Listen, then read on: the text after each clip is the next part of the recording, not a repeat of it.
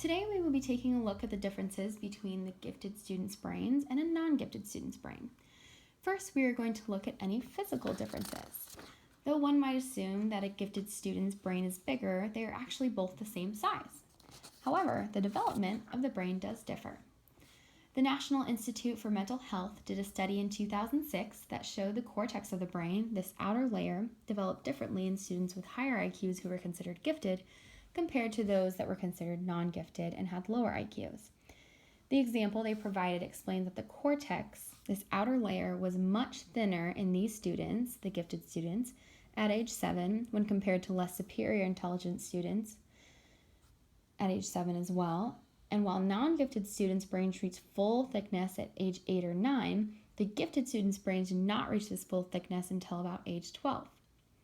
Then, the gifted students' brains begin maturing, thinning, and pruning much faster than the non-gifted students.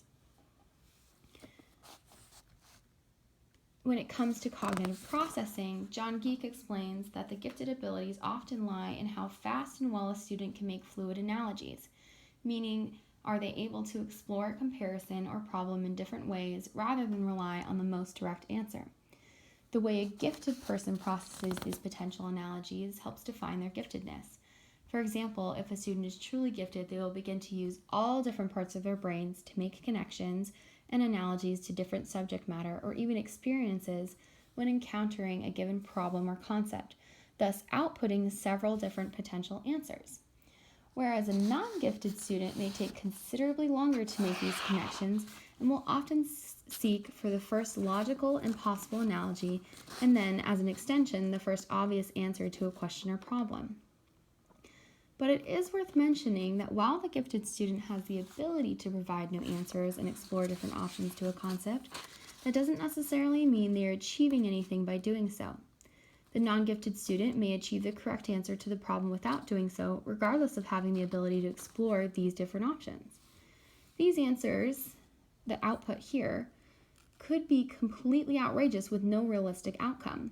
Though being able to make these connections and explore these different answers is meaningful and important to acknowledge, we must be realistic in realizing that without any achievement involved, they will only ever have an ability and not any product to show for it. These physical and cognitive differences have been argued over whether their roots lie in nature, these abilities being given at birth, or nurture, these abilities being attributed to their environment. It is my understanding that it could be either of these, and most desirably both.